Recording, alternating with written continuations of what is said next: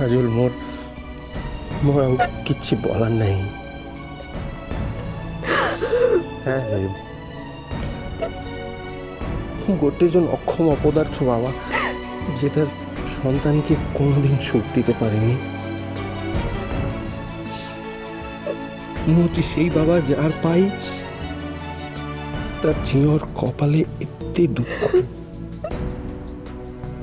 না বাবুজি, সবই মোর কপাল, কিন্তু মোর সুখের ভান্ডার বেশি দূরে নয় বাবুজি। ও চাইলেই মোর হাত দিয়ে তাকে ছুঁয়ে ফেলতে পারি, কিন্তু না, অন্যকে দুঃখ দিয়ে, অন্যকে কষ্ট দিয়ে মুখে পেপে নিজে সুখী হতে চাইনি বাবুজি, আর আজও চাই না। আর সে দিদি যদি তার স্বামীকে নিয়ে সুখী হতে পারে, তাহলে মুখনো সেদিন তার ত্রিসীমানাতেও আসবো না বাবুজি। কিন্তু মুন্নির যদি কোন সেদিন কষ্টে থাকে, কোন সেদিন অসুখে পড়ে আমাকে ডাকে, তাহলে মন তার পাখরে আবার যাবো বাবুজি। মন আগিয়ে থাকতে পারবো না, কিন্তু জানি আমাকে অনেক অসম্মানিত হতে হবে, আমাকে আবার অপমানিত হতে হবে, কিন্তু আমি আমার জীবন দিয়ে প্রমাণ দিয়েছি বাবুজি,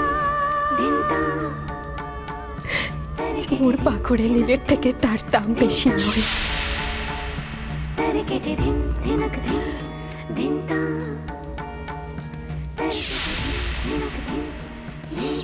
কাজল, মু তোকে আর কোনো কাজে বাধা দেব না, কিন্তু নিজের প্রতিভাটাকে তুই ছোট করিস না কাজল। তোর প্রতিভা বিকাশ করার জন্য মতে করতে সুযোগ দে। কাল থেকে আবার তুই নাচের মধ্যে ডুবে যা কাজল। নাচের সাধনার মধ্যে নিজেকে ডুবিয়ে দে।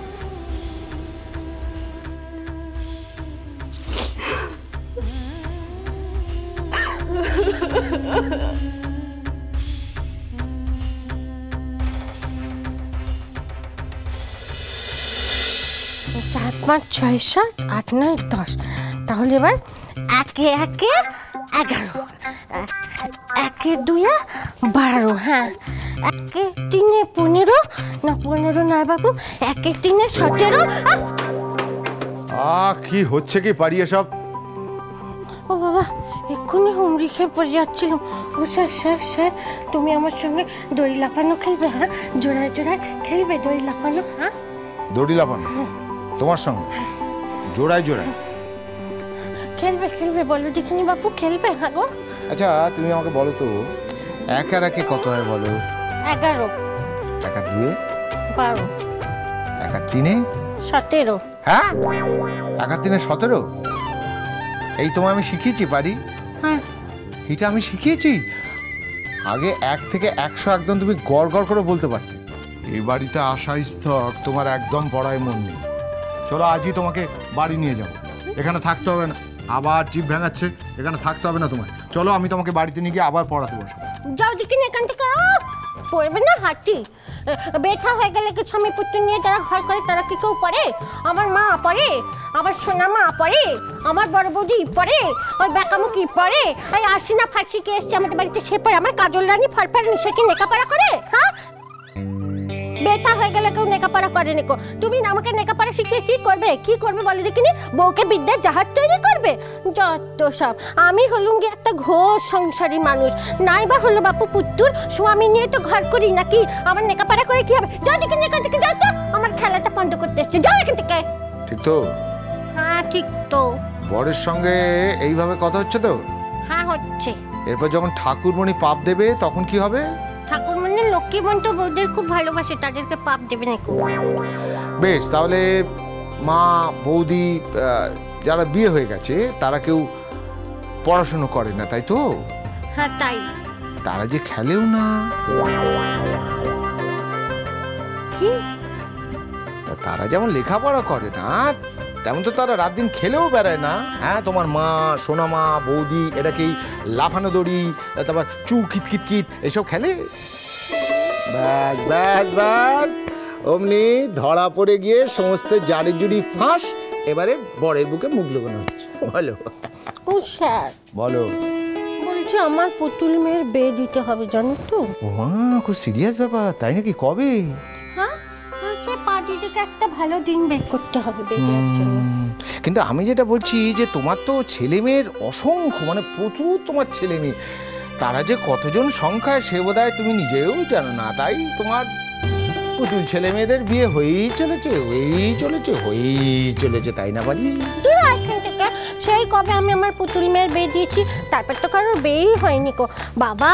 সব ছেলে মেয়েরা চোখের সামনে বিয়ের যোগ্যই হয়ে গেল, আমার তো চিন্তায় ঘুমই আসেনি কো। হ্যাঁ, এত বড় বড় মেয়ে চোখের সামনে দিয়ে ঘুরে বেড়াচ্ছে, বিয়ে হচ্ছে না, আর মা হয়ে আমার কি চোখে ঘুম আছে?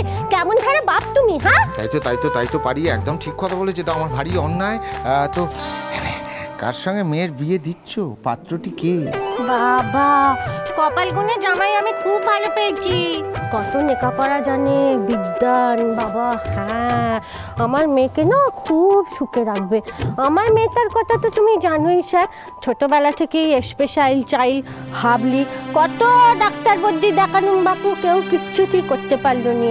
হাবলি বলে সবার কাছে খালি নাতি ঝাঁটা খাচ্ছে আর পড়ে আছে। আমি মা হয়েও তো মাথা ঠিক রাখতে পারিনি কো, মাঝে মধ্যে ঘা দিয়ে বসছি। হ্যাঁ পারি। বলো যা, একে মেয়ে সন্তান, তার উপরে আবার হাবলি, কারোর মাথা ঠিক থাকে বলে দিকিনি? হ্যাঁ,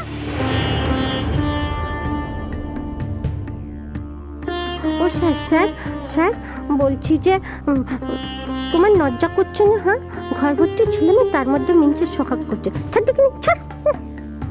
তোমার পুতুল মেয়ের বিয়ে আমি খুব ধুমধাম করে দেব পারি, একদম চিন্তা করো না। তোমার যেমন আকাঙ্ক্ষা ঠিক তেমন ভাবেই তোমার মেয়ের বিয়ে হবে, আমি সব ব্যবস্থা করে দেব। তার আগে একটা কথা আমায় বলো তো পারি, এই যে তুমি আর সবার মতো না, এই যে তুমি স্পেশাল চাইল্ড, এই যে লোকে তোমাকে নানা সময় নানা কথা বলে মনে দুঃখ দিয়েছে, এই জন্য কি তোমার খুব দুঃখ হয় পারি? আগে খুব দুঃখ হতো যখন বাবা ধরে মারতো, আর আমি এমন ধারা বলে আমার মা হাত পা ছড়িয়ে বসে কাঁদতো, তখন আমার খুব দুঃখ হতো। হ্যাঁ, ওসব কথা থাক পারি। দেখো, আমিও তো কোনোদিন চাইনি তোমাকে কষ্ট দিতে। আমি চেয়েছি সবসময় তোমায় সুখে রাখতে। আমি চেয়েছি আমার পাড়িরও আর 5 জনের মতো ঘর হোক, বর হোক, তার জীবনটা আনন্দে পরিপূর্ণ হয়ে উঠুক। সমস্ত অপমান আর অসম্মানের ঊর্ধ্বে উঠে ঈশ্বরের দেওয়া এই অসম্ভব সুন্দর জীবনটাকে সে উপভোগ করুক, আমি তো তাই চেয়েছি পারি।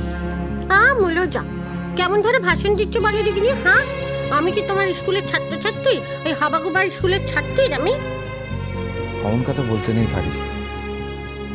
যাদের আর সবার মতো বুদ্ধির জোর নেই, তাদের যে হৃদয়ের জোরটা কত বেশি তা আমার চেয়ে ভালো কেউ জানে না পারি। কিন্তু ঠাকুরমণিও আমাকে কত ভালোবাসে বলো, নইলে তোমার মতো বরের সঙ্গে আমার কখনো বিয়ে হয়? হ্যাঁ, আমিও নিজেকে ধন্য মনে করি পারি, তাই তোমার মতো বউ পেয়েছি বলে। ঠিক তো? স্যার কখনো মিথ্যা কথা বলে? না না না না না, আমার স্যার কখনো মিথ্যে বলে না তো। হ্যাঁ, এমন বউ কি সহজে খুঁজে পাওয়া যায় পারি? আর আমি মনে করি স্বয়ং ঈশ্বর এটা আমাকে উপহার দিয়েছেন। কি হলো? আমার লজ্জা করছে। কিসের লজ্জা? কিসের? বলো, তুমি আমার নামে এত ভালো ভালো কথা কইছো, আমার লজ্জা করবে না? আমার খুব লজ্জা করছে। লজ্জা করা কিচ্ছু নেই পারি, যেটা সত্যি আমি সেটাই বলছি।